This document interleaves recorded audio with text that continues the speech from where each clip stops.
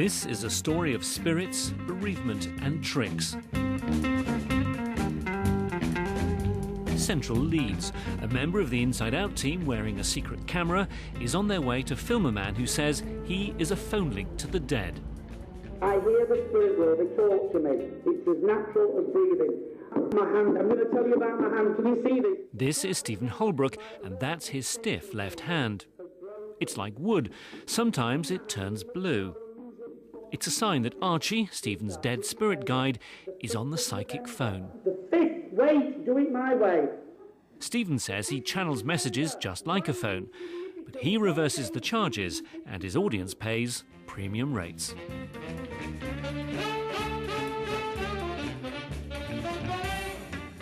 Activists from the Newcastle and Merseyside Skeptic Societies, fresh from checking out Stephen's performance, they're not impressed.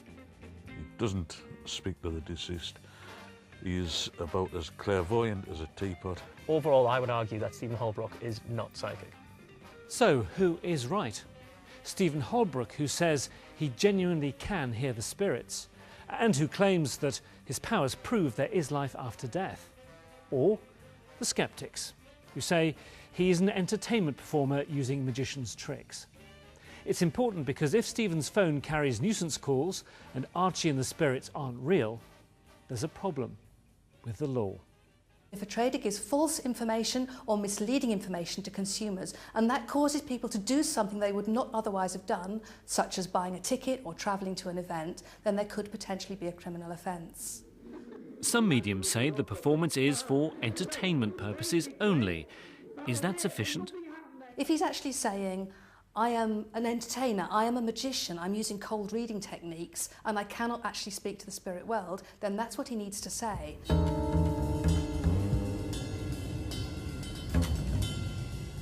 But Stephen never says it's just for entertainment. He repeatedly claims it's all real. Fantastic. You've just listened to 50 minutes of people speaking from the next world. So life does continue, doesn't it? Because you've just listened to it. Soon audience members are in tears as he relays messages from the spirits of dead babies, children, mums and dads. But you're upset now, aren't you? I know you are, but you're crying, and you didn't cry. You didn't cry with Peter, and you didn't cry with your mother, but you cried with your dad. They cry because they're desperate to make contact with the dead. It's one thing if they're receiving real messages from the spirits, but if they're repeatedly paying to be manipulated by psychological tricks, then there's a danger they could get stuck in their grief and suffer real damage. I think this is a type of exploitation of the worst sort. And it really is manipulating people at a terrible time in their lives. One of the worst consequences for people who are very vulnerable is that they can end up stuck in that early stage of grieving and will never be able to relinquish it or move on from it.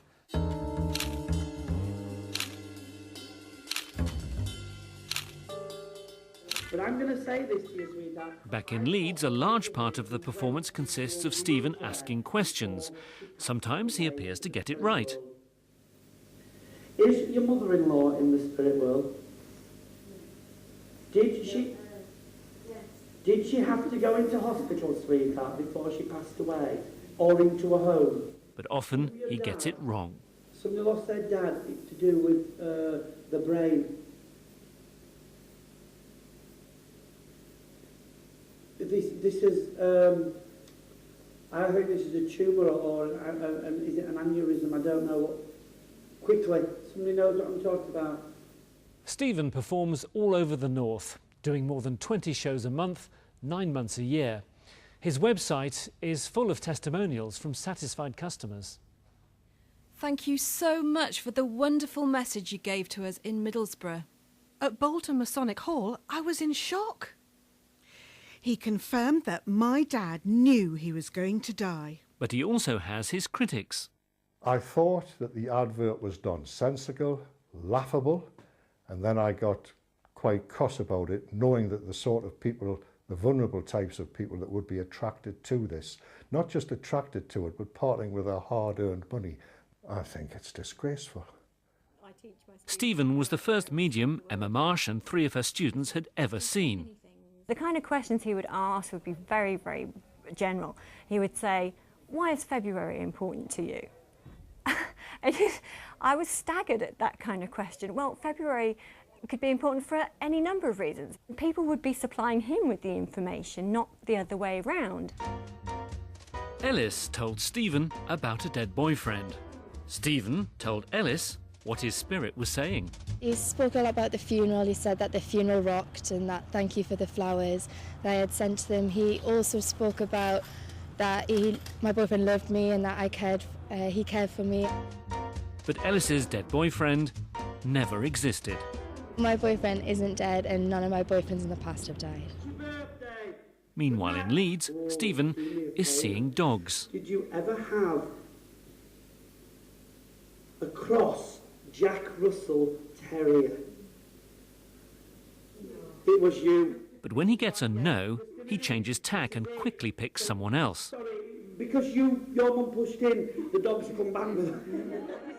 Now we get 3 experts, all psychic entertainers or magicians, to analyse Stephen's performance. They all say he's using traditional magician's techniques. Round like a circle in a spiral, like a wheel within a wheel. Throwing out a random date, he's going to get a strong chance of a hit with at least one person in the room. October, thank you. Why is October significant? August. The 5th of November. Why is it significant? Random piece of information which people are going to latch onto, which he's then going to embellish. Somebody's brother take their own life.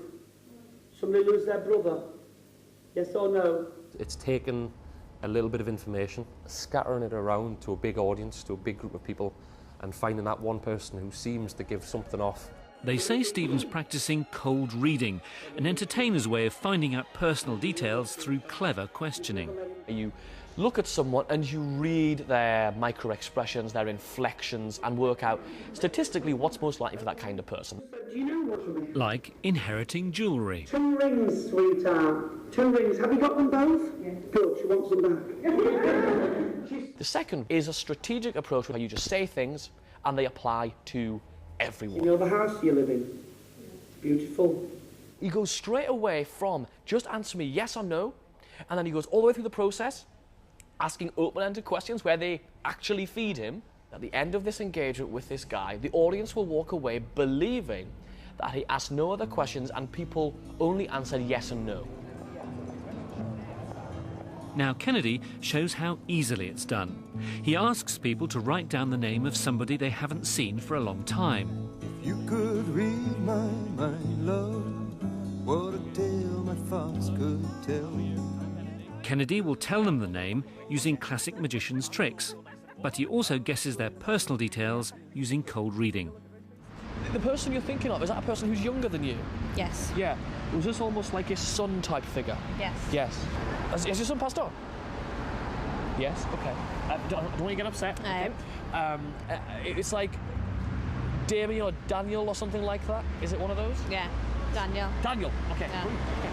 He would say too many flowers. Why would he say that? Why would he say that? Because I've got a load of flower bushes that I've got for his memory. Okay. Is there a piece of jewellery that you've got that signifies this as well? Yeah. What is it? Is it a ring? Yeah. It is a ring. Okay, that's interesting. So how did that feel for you? Did it feel like, I mean, I literally knew those things about you, didn't I? Yeah. I knew that. Scary. It's a bit scary. Yeah. And this is the person with the dark hair, right? Yes. Yes. Sort of this sort of length? Yes. Yes. Why is she asking? Why is she saying about the dogs? Like, this will make much more sense to you than it does to me. Something to do with the dog or the dogs? That's creepy. Yeah. What happened? Where I used to work, sometimes used to get puppies in who were training. Is it? No, it's Doreen or Dorian or something like. Who's she? Who's that? Doreen. Doreen. Yes, my ex-boss. She died about 4 years ago. I'm not psychic, but I'm able to work out things about people just by your responses and the way you react. That's all I'm doing. Yeah. Finally, from the USA, world-famous mentalist Banachek throws down the gauntlet. He runs the James Randi Foundation's $1 Million Challenge to mediums who can prove they're genuine. Stephen Holbrook, if you truly are a genuine psychic, I challenge you to take $1 million. I'll be as accommodating as I possibly can, but it must be under proper, observable conditions. That's all that I ask. So, time to put these back on the table, because all our professional magicians say that Stephen's phone line to the dead is, well, dead. So what does Stephen say? For such a good talker, he turned remarkably quiet. He gave us a statement which said he will never succumb to cold reading. His questions are for clarification of the facts, and our experts are not in the least bit qualified to judge his work. It also said Stephen didn't advertise his evenings as entertainment shows because they were genuine.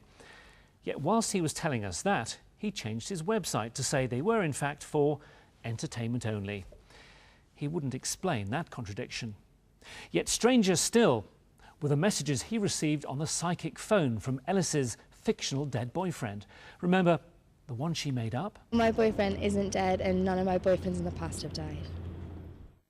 His statement said that was an appalling example of theft because the spirit's message was real and meant for another person. Ellis had stolen it. Stephen wouldn't explain why the spirit didn't just say, "No, that's not my ex-girlfriend." We've presented evidence suggesting Stephen Holbrook is not the real thing, that he uses techniques employed by entertainers. He now admits on his website that he is an entertainer. For years, Stephen Holbrook made a lot of money exploiting people's grief. Some may get comfort from what he does, but they need to consider the tricks of the trade we've shown you tonight.